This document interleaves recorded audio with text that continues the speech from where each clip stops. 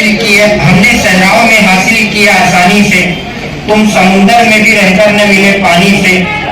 हमने सहराओं में हासिल किए आसानी से, तुम समुंदर में भी रहकर न मिले पानी से। ये सियासत के दिए हर किसी के हवाले न करो, शहर बिक जाता है एक शख्स की नादानी से। माजी गुज़िश्ता एक साल पहले हमने देखा कि महाविकास आघाड़ी की सरकार थी। पूरे हिंदुस्तान ने अपनी पेशानी की आंखों से देखा कि किस तरीके से कानून का उल्लंघन करके सरकार को गिराने का प्रयास किया गया। 50-50 खोखे के बदले में कुछ आमदार बिके।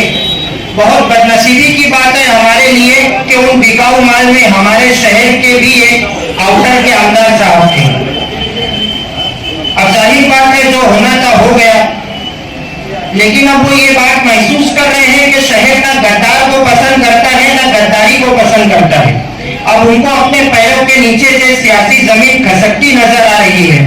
अब जाहिर बात है मुझे नाम लेने में कोई कबाहत नहीं है। दादा भूसे साहब अब बीजेपी की गोद में जा करके बैठ गए हैं तो बीजेपी के चंगुल से पानी पी रहे हैं और बीजेपी की आइडियोलॉजी को फॉलो कर रहे हैं। पूरा हम लोग को जानता है कि बीजेपी की आइडियोलॉजी क्या है। इनका शुरू से फंडा रहा है ये हिंदुओं को मुसलमानों से लड़ाना, सिखों को ईसाइयों से लड़ाना। जाने कितने बच्चे यतीम होते हैं, कितनी औरतें बेवा होती है, कितने सुहाग उजड़ते हैं, कितनी मांगे वीरान होती है, कितनी चिता शमशान के अंदर आग लगा दी जाती है, कितने बुजुर्गों बाप अपने जवान बेटों की लाश को कब्रिस्तानों में मनो मिट्टी के हवाले करते हैं, तब जाकर के बीजेपी सत्ता में आती है। डॉक्टर राहत इंदौरी ने कहा था जहां भी जाओ धुआं बिछा दो, जहां भी पहुंचो धमाल कर दो। सियासत ने तुमको हक दिया है, हरी जमीनों को लाल कर दो। आज मालेगांव शहर के अंदर हम देख रहे हैं रथ यात्रा जो शिरपुर से आती है, ये पहला साल था रथ यात्रा मालेगांव क्रॉस की, ऐसा नहीं है। ये साल रथ यात्रा के अंदर किस तरीके की शरंगेजी वाले नारे लगाए गए, हालात खराब करने की कोशिश की गई। आगरा रोड के ऊपर कुछ दुकानों के ऊपर पत्थरबाजी हुई। रमजान मुबारक के महीने के अंदर रोजा इफ्तार के वक्त के अंदर डीजे बजवाया गया। तरावी के वक्त में मस्जिदों के सामने डीजे बजवाया गया। एमएसडी कॉलेज के अंदर सरकारे दो आलम सल्लल्लाहु अलैहि वसल्लम का नाम जिस बैनर के ऊपर लिखा था, वो बैनर को उतार करके उसको पैरों तले रंगा गया। रथ यात्रा जब आती है हमारे शहर के कुछ जवान उनके लिए पीने के पानी का इंतजाम करते हैं, शरबत का इंतजाम करते हैं, नाश्ते का इंतजाम करते हैं। ये होना भी चाहिए। हमारे शहर के अमन अमान को बरकरार रखने के लिए इस तरीके के काम होना चाहिए। लेकिन उससे आगे बढ़ करके अगर मैं कहूँ तो हमारे पास एक ऐसी जमात भी है जो रथ यात्रा में डीजे में डांस भी करती है। मामूली सी शोहरत और नाम और उम्मत के लिए अपने ईमान का सौदा करना। शोहरत की भूख तुमको कहां लेके आ गई, तुम मोहतरम हुए भी तो ईमान बेचकर। ईद उल फित्र का मौका आया, माजी में ईद उल फित्र का मौका आया, ईद उल अजहा का मौका आया। शहर के नौजवानों की एक बहुत बड़ी तादाद शहरियान की ईद उल लश्कर वाली ईदगाह के ऊपर नमाज अदा करने के लिए जाती है। डिपार्टमेंट मौजूद होता है, बरादरान वतन मौजूद होते हैं, लोकल मीडिया और नेशनल मीडिया की नजर होती है। मुझे हैरत होती है, मिंबर रसूल है, बहुत मुकद्दस और मोहतरम जगह है। मैं आपको बताता चलूं, आज अगर नबी मौजूद होता तो नबी इस बात का हकदार होता कि वो जगह से नबी खड़े होकर के वाज और तकरीर करे। लेकिन जाहिर बात है अंबिया किराम अलैहिमुस्सलातु वस्सलाम का सिलसिला खत्म हो चुका है। हमारे नबी ने कहा ना खातमुन नबिय्यीन ला नबिय्य बादी ला उम्मती बादी, मैं आखिरी नबी हूँ, मेरे बाद कोई नबी नहीं, मेरे बाद कोई उम्मत नहीं। ये काम इस उम्मत के उलमाए किराम के सुपुर्द किया गया है। शहर के आमदार मुफ्ती इस्माइल साहब, मैं तसल्जुल के साथ देख रहा हूँ, मुझे हैरत होती है, पूरा शहर खामोश है। ईदगाह के ऊपर से ये बयान होना चाहिए था, वो जो जिस जगह पर आप खड़े थे उसका हक ये था कि आप वहां से मोहब्बत और भाईचारे का पैगाम देते, लेकिन आप अपने सियासी मुखालिफिन पर तंज कर रहे थे।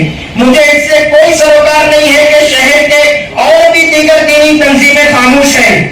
अमीर शहर तेरा हुक्म मान ले, लेकिन किसी फकीर की आवाज रोक लेती है, सारी दीनी तंजीमें खामोश है मगर मुझे जमीर की आवाज रोक लेती है।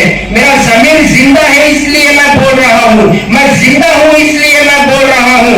ये दुनिया किसी गूंगे की कहानी नहीं लिखती।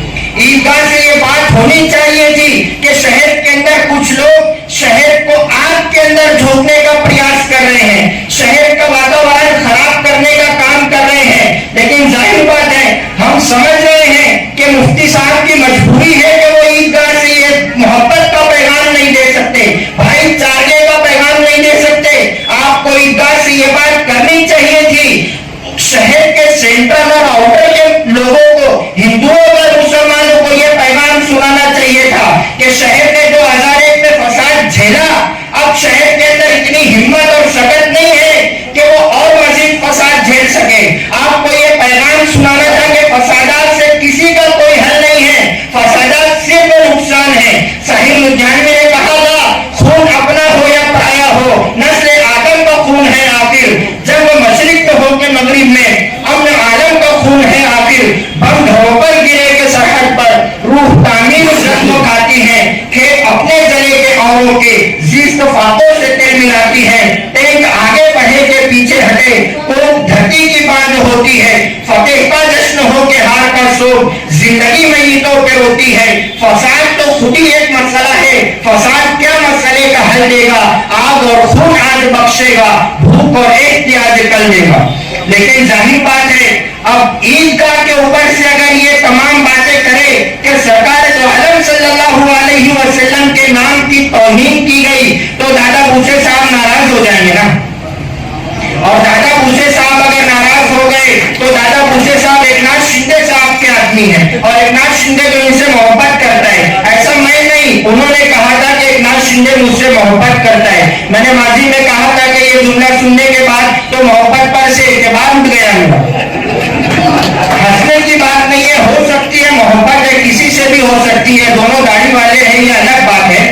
नया पाने की चाहत में पुराना छूट जाता है, तुझे अपनाऊं तो मुझसे जमाना रूठ जाता है। मोहब्बत पढ़ने लिखने में बहुत आसान है, लेकिन मोहब्बत को निभाने में पसीना छूट जाता है।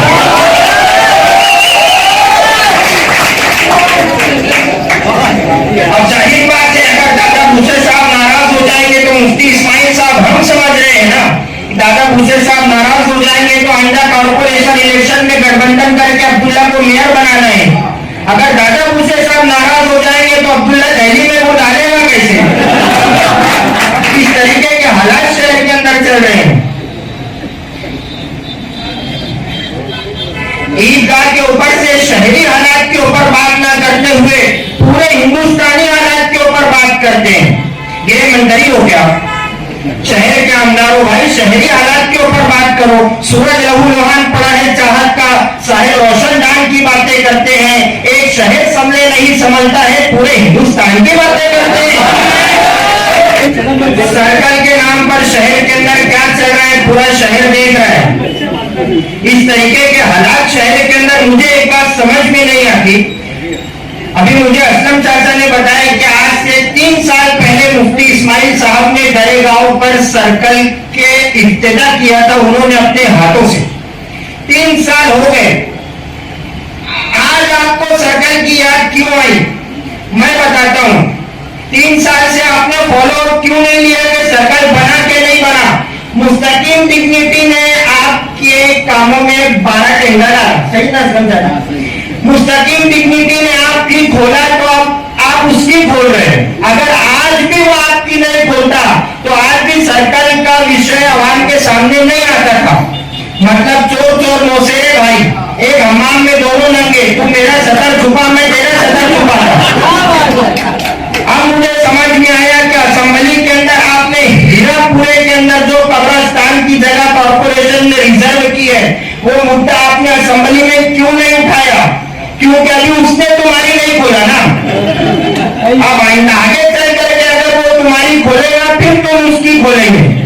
मोहम्मदाबाद के अंदर इन्होंने कहा कि शहर जब काम लेना होता है तो लोग चक्कर पे चक्कर काटते हैं, और जब काम निकल जाता है तो शुक्रिया भी नहीं अदा करते। हम मुसलमान हैं, कुरान ने कहा है लइन शकरतुम लअज़ीदन्नकुम व लइन कफरतुम इन्न अज़ाबी लशदीद। हमारी दी हुई नेमतों पर शुक्रगुजारी करोगे तो हम मजीद इजाफा करेंगे। मुफ्ती इस्माइल साहब, हम शुक्र सिर्फ अल्लाह का अदा करते हैं, और आप अगर ये बात कहते हो कि मेरा शुक्रिया अदा करो, तो आप जन्नत में जाने के लिए आमदार बने हो क्या? अपने घर से काम कर रहे हो क्या? तनख्वाह नहीं मिलती है क्या? अली अकबर हॉस्पिटल के सामने असेंबली का आखिरी जलसा था, बैरिस्टर असदुद्दीन ओवैसी साहब आए थे। मुझे अच्छी से याद है, आपने वहां पर दामन पसार करके रो करके लोगों से वोट की भीख मांगी थी। वोट लेना हो तो आप रो करके वोट मांगते हो, और जब चुन करके आ जाते हो तो कहते हो मेरा शुक्रिया अदा करो। वक्त यार की पहलू निकाल लेता है, मैं कुछ कहूं तो तराजू निकाल लेता है। मैं इसलिए भी तेरे फन की कदर करता हूं, तू झूठ बोलकर आंसू निकाल लेता है। आप कह रहे हो कि मेरा शुक्रिया नहीं अदा किए। स्कूल के 2 कमरों का भी झूठ सामने आ गया, सर्कल का भी झूठ सामने आ गया है। माजी में शेख रशीद साहब ने कहा था, अभी एक दिन पहले शेख रशीद साहब ने प्रेस कॉन्फ्रेंस ली।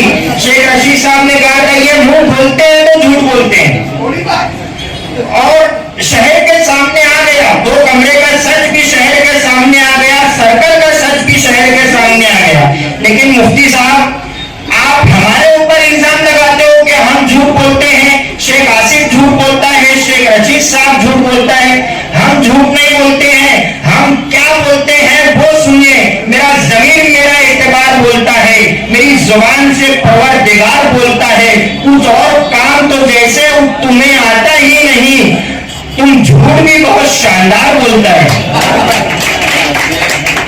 हर इलेक्शन में आप नया बिल्लू नया राज करते हो। अभी एजाज उमर साहब बता रहे थे कि एक वक्त उन्होंने कहा था कि एनसीपी को वोट देना हराम है, उसके बाद एनसीपी से टिकट लेकर के इलेक्शन लड़ेंगे। जब एनसीपी में थे तो मुफ्ती साहब ने कहा था और हैदराबाद के एमआईएम के ताल्लुक से कि इनके पुरखों ने बीजेपी की दलाली की है। अब अगर वो सही में बीजेपी के दलाल हैं तो आपने उनके हाथ क्यों मजबूत किए? उनकी पार्टी से टिकट लेकर के विधानसभा में क्यों गए? अगर ये बात सही है कि वो बीजेपी के दलाल हैं तो आपने बीजेपी के दलालों से टिकट क्यों लिया? अगर ये बात गलत है कि वो बीजेपी के दलाल नहीं है, मतलब आप शहर के नौजवानों को जमा करके झूठ फसाद और ऊट पटांग बात करते हो। अपने अपने हिसाब से आप काम करते हो, हर मौसम में फतवे जारी करते हो। कभी कहते हो एनसीपी को वोट देना हराम है, सबको रुस्वा बारी बारी किया करो, हर मौसम में फतवे जारी किया करो, रोज जिंदा रहने की वही ख्वाहिश, मरने की भी कुछ तैयारी किया करो।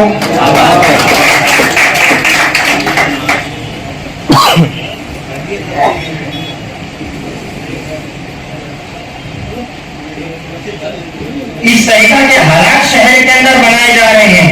मैं बस आखिर में इतना ही कहूंगा, शहर के नौजवानों से मैं गुजारिश करूंगा कि आपको